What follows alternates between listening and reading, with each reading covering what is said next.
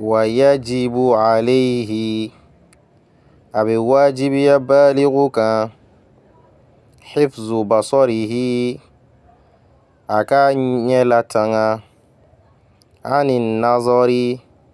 إلى الحرام كبو حرام فللما ولا يحل له أتدك بالغي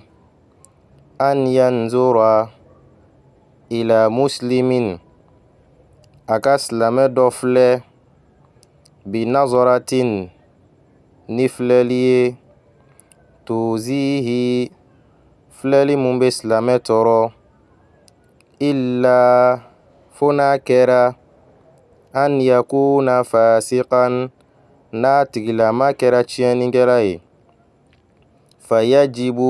هجرانه كي تيغي كابولا أوبيبين للأخضري بارتي كاتي دوي إن شاء الله.